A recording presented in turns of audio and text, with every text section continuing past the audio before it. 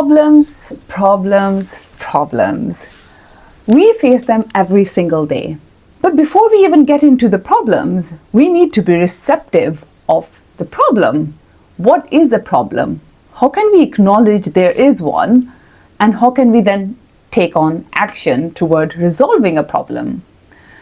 I'm Huma with 18 years of experience in tech industry. And as a software engineer or a programmer, I've seen and resolved problems from as trivial to like the one control to action in a certain place on the website to something very involved in terms of understanding the data and writing an algorithm or backend logic for a certain solution. And in this session today, we will talk all about how you can build problem-solving skills in your daily life, no matter the age. The famous author Yuval Noah Harari argues that decision-making and problem-solving processes in human involve the role of intelligence and consciousness. By intelligence, he means the ability to solve problems, attain goals, and win at tasks like chess or diagnosis a disease, or back in the days when we were hunter-gatherers, it was all about being safe and being fed.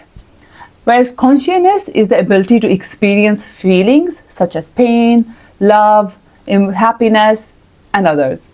According to Harari, humans solve problems primarily through feelings.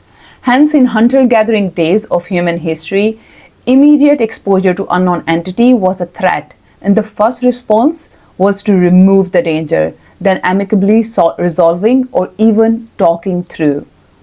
Where this was an easy way to solve problem in hunter-gathering day, in today's complex world, human problem-solving face significant challenges. And the problem we face these days are complex, involve ethical considerations, and some of the physiological factors. Lately, my interest has been how we can expose, develop, and master the skill of problem solving, knowing that this does not naturally come. And here are the 7 ways that could serve people of all ages to develop, sharpen, and master the skill of problem solving in a specific domain or across domains. The first way to solve problem is by getting involved in a strategic games such as checkers, chess, Go, Scudo can enhance your problem solving abilities. These games require you to think ahead, anticipate your opponent's move, and develop strategies to achieve your goals. For instance, chess involves a well-defined starting and goal state, and players take turns transforming the game's state.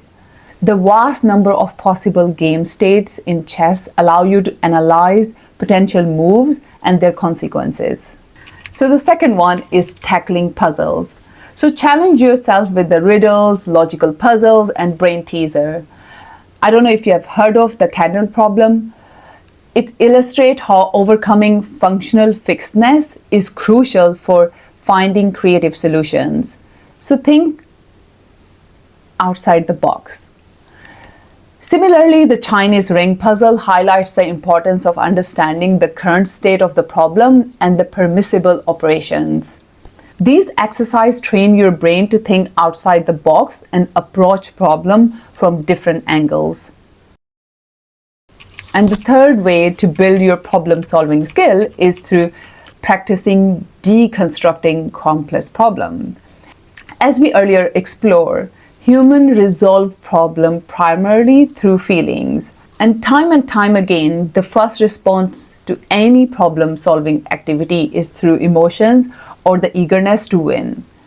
But give a time and break the large problem into smaller chunks. More manageable components can be groundbreaking. This approach, called deconstruction, simplifies the challenge and allows you to focus your effort methodically. Imagine deassembling a complex puzzle into its individual pieces. By addressing each component separately, you can overcome the feeling of being overwhelmed and work towards a comprehensive solution. I feel when you're not given a rule book, this is how humans usually engage with the complex problems. They bring the focus on a narrow space and start building. Similar to how I see my son doing a large puzzle where he starts with the most visible items, start building major part of the puzzles before tackling the rest. So the fourth way you can build your problem solving skill is to engage in collaborative problem solving. The nature of the problem in the 21st century is way too complex that we ever imagine in the human history.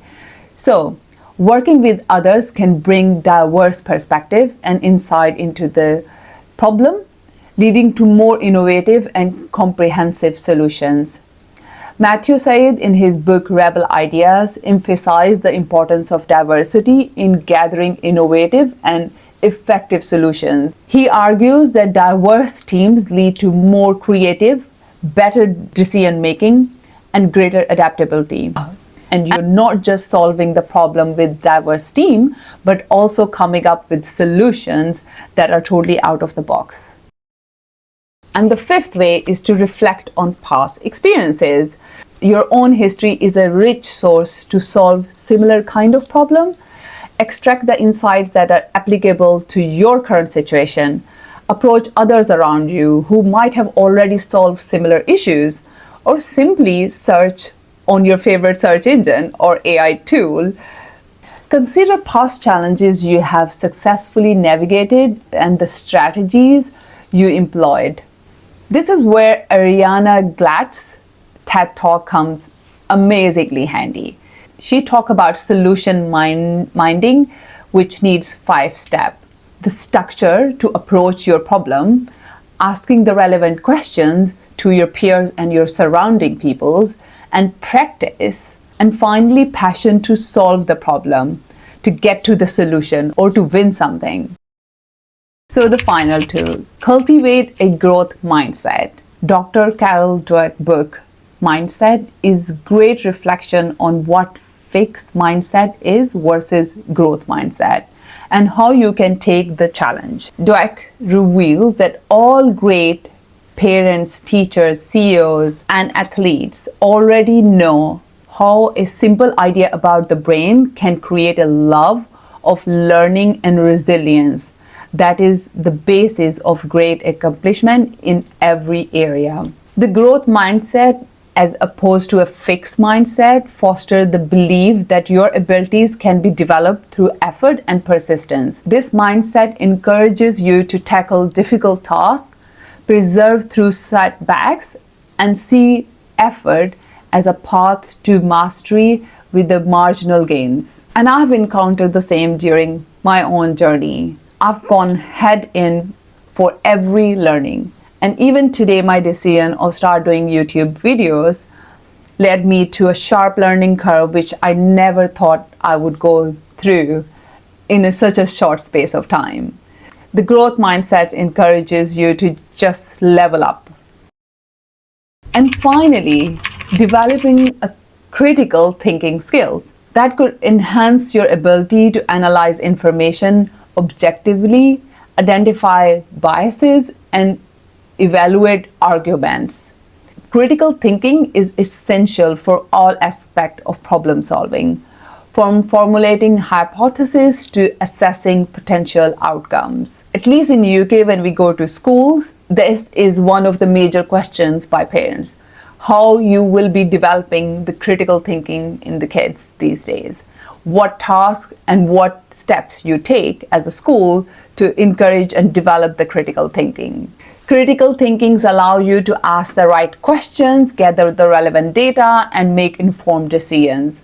Formal processes and tools that help break down problems in a logical manner can support the development of critical thinking. In this day and age, you don't need to always start from scratch. You can get a help from AI to break the problem into different steps, allowing you to start tackling one piece at a time rather than looking the whole problem as a holistic thing, which could sometimes be a very difficult thing to just acknowledge, understand, and then tackle. A great example, we always had taxis. We always knew how to grab one. But with the Uber, while just clicking a button on the phone can revolutionize the industry. They took the leap in solving the problem that actually was already solved, but they were seeking for improvement. So you don't always have to invent new problems or to find new problems to solve. You can seek improvement in the existing ways of working and see how you can make it better. With that, thank you very much for listening, and please don't forget to share your thoughts around developing a problem-solving mindset and how to be receptive towards these problems.